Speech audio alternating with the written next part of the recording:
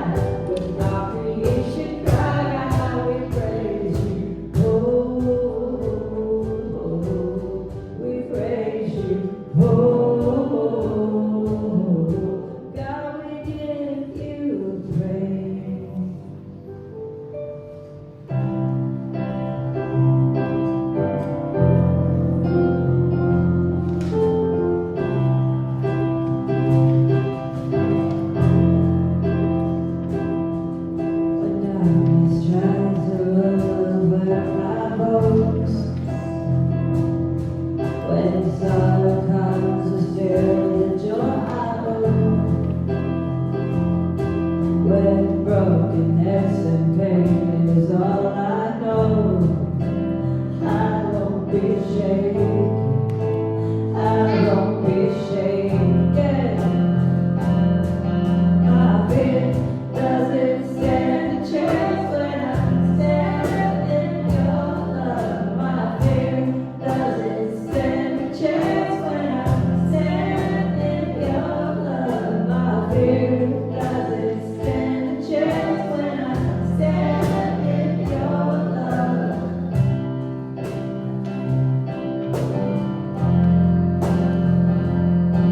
Pushing no longer has a place to hide. Now I am not a captive to the lies. I'm not afraid to leave my past behind. I won't be shaken, I won't be shaken. Oh, my fear doesn't stand a chance when I stand in your love. My fear doesn't stand a chance when I stand in your love. My fear doesn't stand a chance when I stand in your love. There's power that can break off every chain. There's power that can empty out the grave. The resurrection power that can save. Power in your name. Power in your name. Oh, my fear doesn't stand a chance when I stand in your love. My fear doesn't stand a chance when I stand in your love. My fear doesn't stand a chance when I stand in your love. My fear doesn't stand a chance when I stand in your love. My fear doesn't stand a chance when I stand in your love. My fear doesn't stand a chance when I stand in your love.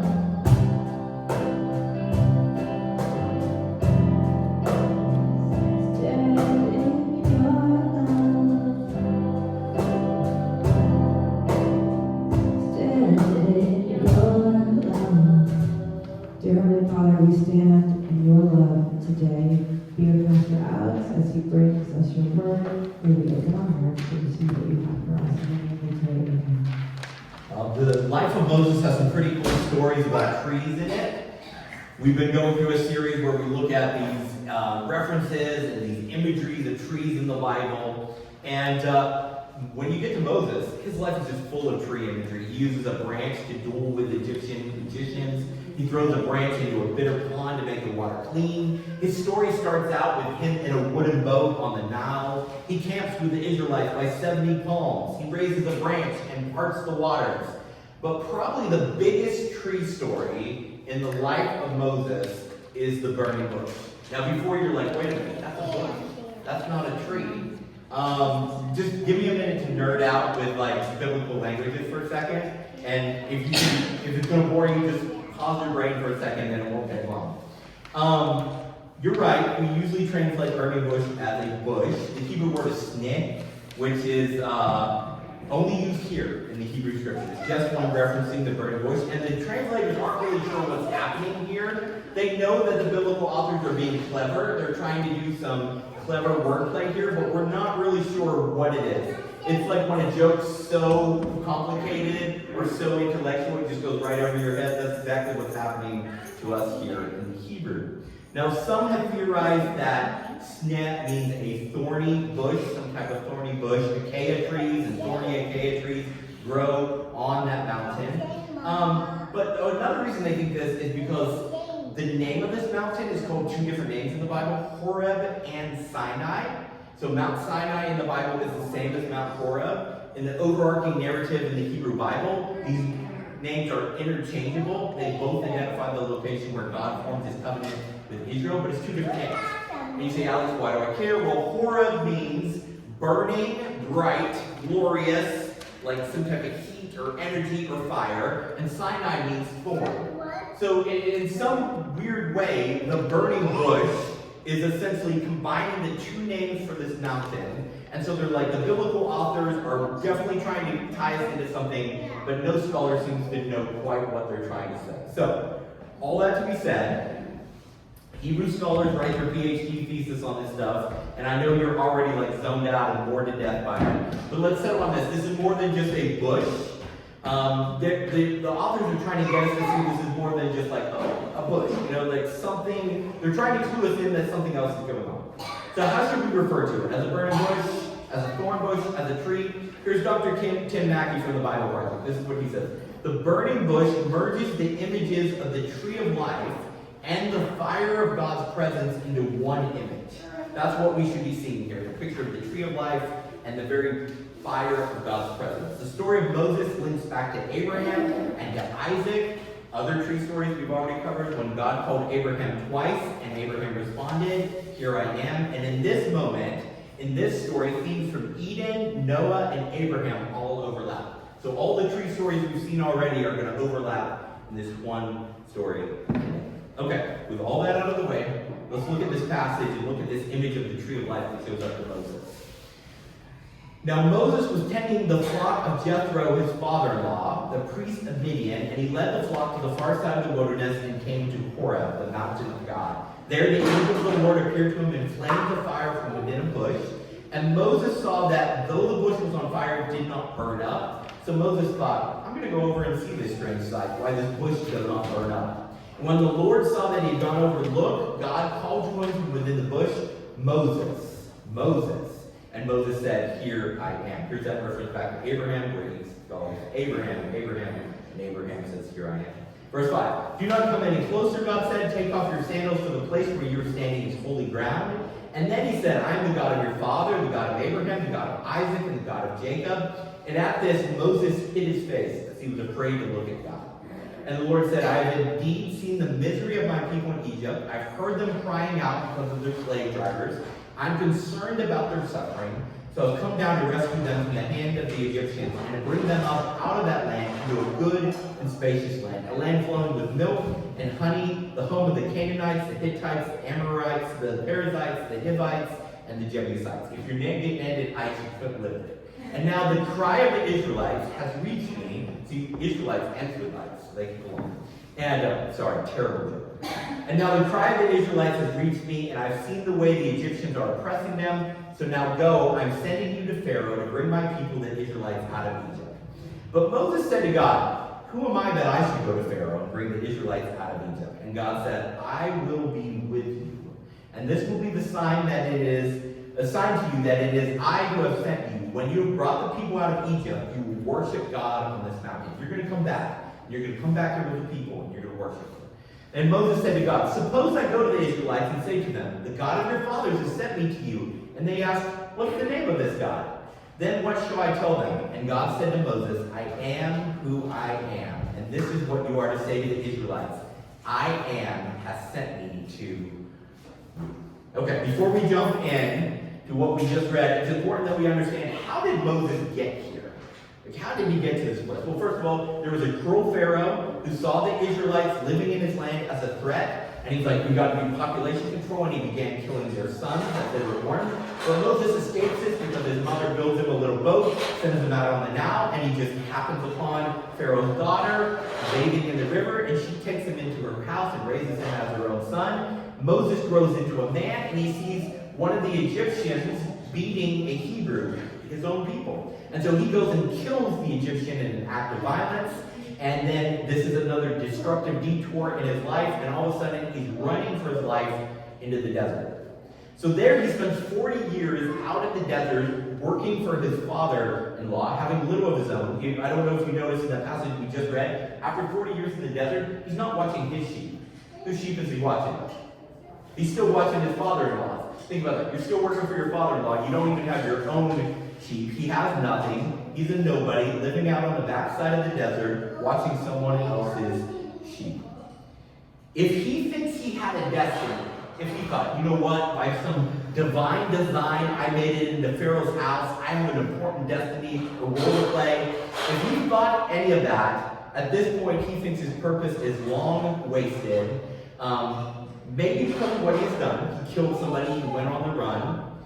And maybe because of what was done to him. He was just born at the wrong time, he was born in the wrong place, he was born out of the wrong situations.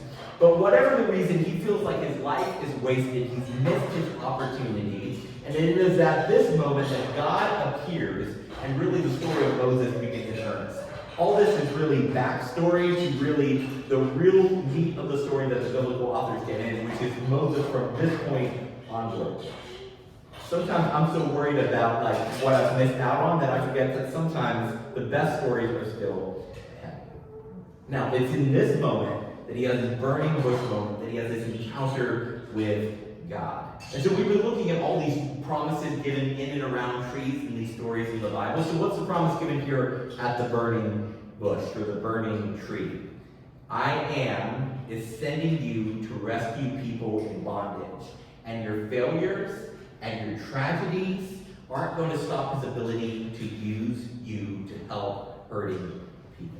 That was his message to Moses, and I think that's the promise to us. Our own insecurities and fears aren't going to stop his ability to use us. Our own history, our own failures, our own disappointments, our own destructive behaviors, and those things that have been done to us won't stop us from being used by God. I don't know if you've noticed this, but we live in a hustle culture. Have you seen this online? Hustle culture. I saw this guy the other day. It's like one of those ads that come up when you want to watch a YouTube video on how to like repair something. But first this guy pops up. And he's like, if you haven't founded your third company yet by 29, you're wasting your life. I have 3 convertibles. I've sold 2 tech companies already. I'm on my third. And he's like, you need to hustle and grind, work 70-hour weeks until you get the life you want. And I thought, man, I feel tired just watching this video. Like, this feels terrible. Hustle culture is an intense focus on productivity, ambition, and success with little regard for rest or self-care or any sense of work-life balance. I have friends who use words constantly like grind, side gig, side hustle, and they're always quoting stuff to me like, you just gotta give 110% all the time and never stop. I'm like, how do you give 110%? 100% is the most you can give. That doesn't make sense. Or like, a friend one time sent me this meme and he's like, the dream is free, the hustle is sold separately. Like, what does that even mean? Like, it feels like someone took words and just threw them randomly on a whiteboard, and they're like, that means something, I'm gonna post that. This messaging though, I don't know about you, but I think for me, it fills me with a sense of anxiety. I'm getting older. I haven't had 3 startups. Like if you consider Horizon 1, I've had 1, you know, kind of like, it's kind of clunking along, you know. I haven't given my first TED Talk. I'm turning 40 this year, so I think it's natural to reflect on your life as you hit kind of the average halfway point. And I think it's normal to look at your life at different points and think, man, if this had gone differently, my life would look dramatically different. If that had worked out, if I had got this, if I hadn't suffered that, if I hadn't made this stupid decision, my world would look dramatically differently. And I find that we live in a culture that says for your life to matter, you need to be really busy. And busyness is this constant temptation, I think, because busyness makes us feel important. One of the best things someone told me when I was a young minister was, your greatest temptation will be to stay busy because it'll make you feel like you're doing something that matters. And that is a temptation, but I don't think it's just for ministers. I think it's for all of us. As humans, we have a deep need to feel important. Our culture worships fame and attention and that feeling that we matter and that we're important. But no matter how much fame we get, no matter how much prestige or achievement we get, there's always more to be had. More that we need to be happy. So all this busyness and chasing fame, all this hustle culture leaves us tired and empty and unsatisfied and ultimately frustrated at where we are in life and with what we have and sometimes with even who we are with. And maybe like Moses, you look at your life and you think, what a waste. Like, I have not accomplished some great, phenomenal things.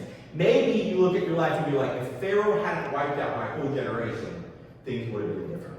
Or maybe you look at your life and you think, man, if I hadn't killed that Egyptian, like obviously this is Moses' life, but in our lives we have those same kind of things. We have things that have been done to us, and then things that we have done, and we think, man, if we had just been able to change those things, everything would be different. I tend to write the end of a story way before God does, and I think most people do. We put a period where God has a comma. We think it is the last chapter when only it's the end of Act 1. God isn't surprised when your story zigs or zags. We dream about the future and what it looks like, but rarely do we envision the things that will be done to us and the things that we will do that will knock us off track. We imagine a straight line between where we are and where we want to go. And this is a bit of free life advice. Like, you can just jot this down in the back of your brain. No life map has straight lines. Like, life never travels in straight lines. It's always a zig and a zag. There are things you don't expect. There are mistakes you make. And rarely does destiny travel in straight lines. When it feels like your life is off track, God hasn't given up on your story. Our failures, setbacks, and stolen moments are woven into His story, and He redeems them. That's exactly what happened to Moses, and that's what happens to us because of Jesus.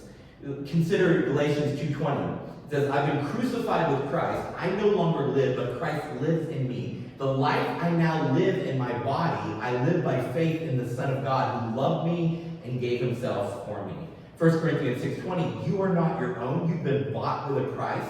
Therefore, honor God with your bodies because your bodies are God's. Your life isn't yours, it's God's. Your body isn't yours, it's God's. Your story isn't yours, it's God's. And He has some plans for it, and He has some plans for you. You have a role to play in the grand narrative of life, and that role may not be flashy. It may not be to make history. It may not be to always take the straight, easy path that you'd like to take. We live in a culture that tells us, even sometimes in the church, that if it isn't big, it didn't matter. If it didn't bring a lot of money, it doesn't matter. If it doesn't make a huge splash, it doesn't matter. But the most important thing in any of our lives is to play the role God has for us. To trust Him in the small roles because they are part of His big story. It's His story, we're just players in it. To see what you do as a janitor or a teacher or as a doctor as equally important in the eyes of God. Because whatever we do is with people and for people and is ministry. That's right. You're ministers. Not just me. Not just because I have some initials after my name.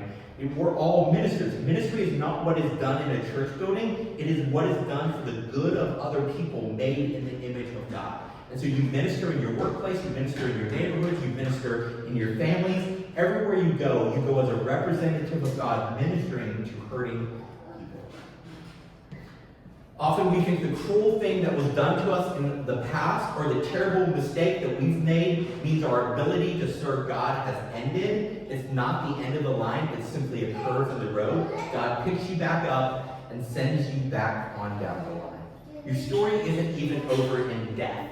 That's the beauty of Jesus, right? Because it's a part of His story, and His story is a story of life, death, resurrection, and ascension. Now, over the last few weeks, Darby and I have talked about how purposeless we feel. We have this beautiful little girl, we adored in our home for 25 days, and then the birth parents changed their mind and she was taken away. And being a parent for a short amount of time seemed like life suddenly made sense. It was like life felt kind of like meandering and like, what's the point? And then we met this little girl and we fell in love with her, and it was like, all of a sudden my life made sense. I was like, I exist to protect this little girl, to nurture her, and to help her become a good human adult. And it was like, this is what I'm here to do. And when she was taken away, it felt like a terrible crash in our story. It felt like a train wreck that like there were no survivors. It just felt like, well, there's where my story was headed, and that's the end. It felt like the story was going one direction, and then like, yoink, you're in free fall. You know that great theological masterpiece, Mario Kart? It's a great transition right there, right? Isn't it? Sometimes, like in Mario Kart, you drive off the edge of Rainbow Road and you're falling through space. And then Lakitu, that's that little guy on a cloud with a fishing pole. Anybody know what I'm talking about? Yeah, okay, thanks. I don't feel completely like this is a terrible example if you can know it. But he comes with a fishing pole and he picks you up and he puts you back on the track. No matter how many times you drive off that track, he comes over with his little fishing pole and picks you up and puts you back on the track. And sometimes I get so confused when I'm playing Mario Kart, I'm driving the wrong direction, and then he comes over and has a little sign that says wrong way. God's exactly like that. He's like the kid too, I don't know how to say it, in Mario Kart. When we drive off track, when it feels like our story, someone's thrown a banana peel and we get wiped out and we're completely off track and it feels like the end of the line, God comes along with a little fishing pole, picks us up and puts us back on track. When we make a mistake and we're driving in the wrong direction, he comes along with a little sign that says, turn around, you're going the wrong way. Moses is like, who am I to get involved in rescuing these people? I'm a murderer. I'm a mistake. I should have died with all those other children who were wiped out. I'm old. I'm a failure. All I've done is guard someone else's sheep out on the backside of the desert. And God is like, you are way too much focused on who you are and who you aren't when you should be focused on who I am. God is the I am when we crash and everything shatters. He's our solid ground. Despite all the disasters, he got Moses where he needed to go. Despite the enslavement of Israel, he promised to get them to where they needed to go, back to this mountain to worship. And God is still inviting people like us, people who have had crap happen to us, people who have even done crap to others. We've hurt ourselves, we've hurt others, we've ruined our own story. He keeps inviting us to join him and bringing salvation to the captives. Now, the word salvation in the New Testament can be about spiritual freedom from sin and death, and it many times is. But that's how we usually think about the only use of that word. In the Greek New Testament, the word can also mean justice. Salvation that promises a future hope after death, but offers no hope now is cheap. I think justice is a gospel issue because the gospel is not just the death of Jesus, but his life, resurrection, and ascension too. Jesus just didn't care about souls. He didn't come into villages and he's like, you really need to enter my kingdom and become my disciples. What else did he do? He healed people. He didn't just go to the cross, he settled arguments and he fed the hungry. There's been a recent wave of pastors I've noticed online saying things like, just preach the gospel, often in response to social justice movements. They're like, don't worry about that, just preach the gospel. When we say just preach the gospel, many times what we're saying is don't worry about loving people or exemplifying a livable Christianity. Just worry about forcing our particular atonement theory on them so they get their theology right. Get them to believe like us, and then God can take care of their needs for food and water. The only problem with that thinking, of course, is Jesus. That's not what Jesus did. Jesus is really dangerous. Like, he messes up my theology all the time. All the time I think something, I'm like, yeah, this is right. And then I read Jesus and it just doesn't work. It just doesn't fit. Look at what Jesus said in Matthew 25, 35 through 40. For I was hungry and you gave me something to eat. I was thirsty and you gave me something to drink. I was a stranger and you invited me in. I needed clothes and you clothed me. I was sick and you looked after me. I was in prison and you came to visit me. And then the righteous will answer him, Lord, when did we see you hungry and feed you, or thirsty and give you something to drink? When did we see a stranger and invite you in, or needing clothes and clothe you? When did we see you sick in prison and go to visit you? And the king will reply, truly I tell you, whatever you did for the least of these, you did for me. The gospel must both be preached and demonstrated. People will never believe the gospel that is spoken, but is not lived out. When people say just preach the gospel, they forget that demonstrating the gospel through things like social justice, for caring for the poor, for caring for the sick, doesn't weaken the preaching of the gospel, it strengthens it. I like what Pastor John Ortberg says. Salvation is not primarily about you going to a good place, but primarily about you becoming good people. So often I was taught that salvation is all about where we're headed. Just ignore right here, because it doesn't matter anyways. But there are people all around me who don't believe the message about going someplace because of the way we treat people right here. Everyone's life has painful swerves in it. Every one of our stories. Some of those are swerves because someone did something to us, something was out of our control, something happened to us. Some of those swerves are things we've done to ourselves when we've made poor decisions and there's consequences. I think at the end of our lives, we're going to look back and see that we never experienced pain just for pain's sake. It was always refinement for the good of the world. As my therapist told me this week, grief has the unique ability to grow our compassion for others if we will let it. So what do you do if today you feel purposeless? Like you're like, I don't have a purpose. My life, it feels like a waste. I haven't achieved what I wanted. What do I do? First, let me suggest that you find ways to help others right where you are. The CDC released data that suggests 1 in 4 adults ages 18 to 24 have considered suicide this month. 1 in 4. That's way too high. And according to the recently released Harvard Youth Poll of Americans ages 18 to 29, 51% of young Americans say that at least several days in the past 2 weeks they have felt down, depressed, or without purpose. At the intersection between your greatest passion and your deepest hurt and the world's most pressing needs is your purpose. We exist for each other. We have been raised in a culture that teaches us to pursue our way, have it our way, pursue our interests, pursue our needs, but it's only in the pursuit of serving others that we find our purpose. The greatest of you, according to Jesus in Matthew 23, is not the one with the biggest bank account, or the most followers on Insta, or the one who can be a speaker who gathers millions. The greatest will be the one who serves.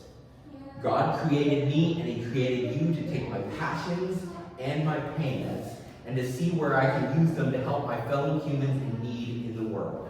Now, I don't know about you, sometimes we live in a global world. Like, I hear about things on the other side of the planet that before the internet I never would have learned about, and unless someone wrote a book and I read it 10 years later. But now we've got real-time updates on Twitter that, there's this famine over here, and there's this earthquake over here, and there's this revolt over here, and there's this unrest over here. And many times I feel paralyzed. I see all the needs in the world, and I'm like, too much for me to do, and so I do nothing. So I want to encourage you to get super local, focus on the people you interact with every day. This week, walk through life with your eyes open and look for needs in the lives of the people around you. People all around us are hurting all the time. And God has positioned us in their lives to bring them words of life and encouragement and hope and introductions to Him. Meet people where you are and where they are. Second, craft a lament to God. The Bible is full of people getting raw and honest with God about what sucks in their story. And this is never condemned. And I love this. When people shout at heaven in the Bible, no one's like, can't do that. God never throws down lightning on someone who's like, this isn't fair. I don't like it. It's never condemned. And the biblical authors don't try to hide it. Being frustrated with some painful swerves in our story seems to be a part of the human experience.